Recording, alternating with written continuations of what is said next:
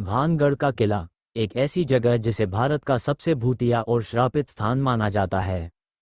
ये किला अपनी रहस्यमयी घटनाओं और भूतिया कहानियों के लिए दुनिया भर में मशहूर है। कहा जाता है कि इस किले में सूरज ढलने के बाद आत्माओं का वास होता है। कहते हैं कि रात में किले में जाने की हिम्मत आज तक कोई नहीं कर पाया, क्योंकि यहाँ रात में अदृश्य शक्तियाँ रहती है। और यही वजह है कि भारतीय पुरातत्व विभाग ने यहाँ रात में प्रवेश पर रोक लगा रखी है। तो चलिए जानते हैं भानगढ़ किले के हर एक राज, इसके पूरे इतिहास और यहाँ की हर भूतिया घटनाओं के बारे में। भानगढ़ किला राजस्थान के अलवर जिले में स्थित है और इसका निर्माण 16वीं शताब्दी में हुआ था।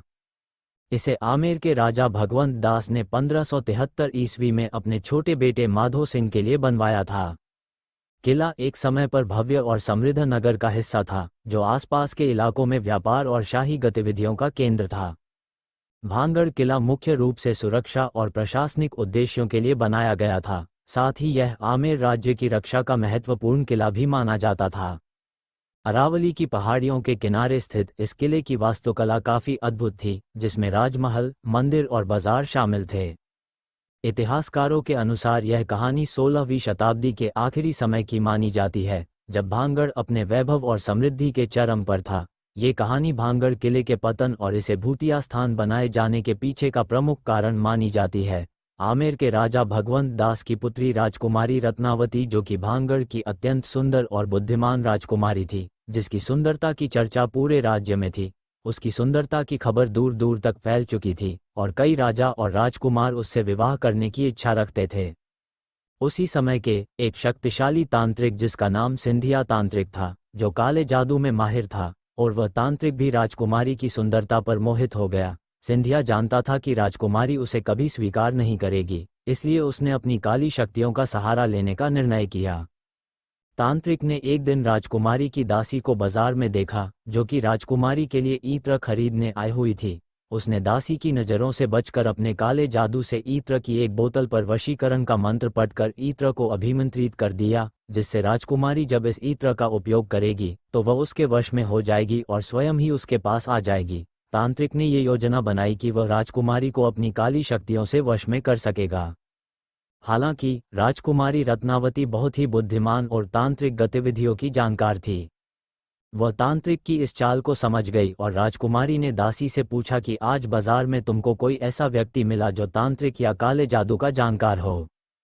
तो दासी ने बताया कि सिंधिया तांत्रिक बाजार में उपस्थित था। तो राजकुमारी पूरी बात समझ गई और उस इत्र की बोतल को उठाकर पास के एक बड़े पत्थर पर फेंक दिया।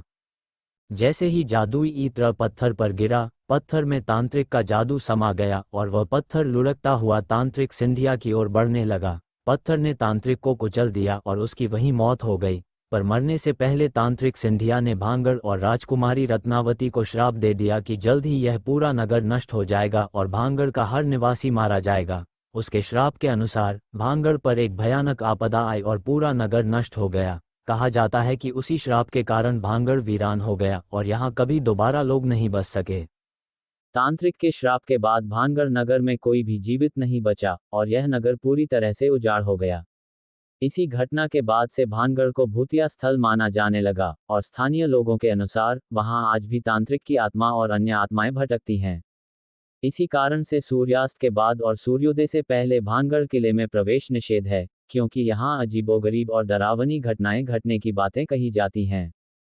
कई लोगों ने दावा किया है कि जो लोग भानगढ़ किले में रात बिताने की कोशिश करते हैं, वे रहस्यमय तरीके से गायब हो जाते हैं या उनकी मृत्यु हो जाती है। कई बार लोगों ने रात में किले के भीतर असामान्य घटनाओं का अनुभव किया है, जिससे उनका मानसिक संतुलन बिगड़ गया या उन्हें गंभीर चोटें आईं।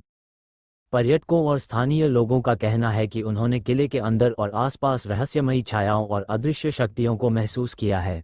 ऐसा लगता है कि कोई उनका पीछा कर रहा है या आसपास कोई अदृश्य शक्ति मौजूद है, लेकिन वास्तव में वहां कोई नहीं होता। कई बार रात के समय किले के भीतर पत्थरों के गिरने की आवाजें सुनाई देती हैं। ऐसा महसूस होता है कि कोई अदृश्य शक्ति पत्थर फेंक रही है। लोगों ने ये भी देखा है कि कुछ पत्थर अचानक से हिलते हैं या गिरते हैं, जबकि आसपास कोई भी मौजूद नहीं होता। कई लोग जिन्होंने रात में किले के पास रुकने की कोशिश की, उन्होंने दावा किया कि अचानक उन्हें सिरदर्द, चक्कर आना और अजीबोगरीब बीमारियों का सामना करना पड़ा। कुछ लोग यह मानते हैं कि यह आत्माओं की उपस्थिति का नतीजा है जो उन्हें वहां रुकने से रोकती है। तांत्रिक सिंधिया और राजकुमारी रत्नावती की कहानी भानगढ़ के रहस्य और इसे भूतिया स्थल बनाए जाने की सबसे प्रमुख और प्रचलित कथा है।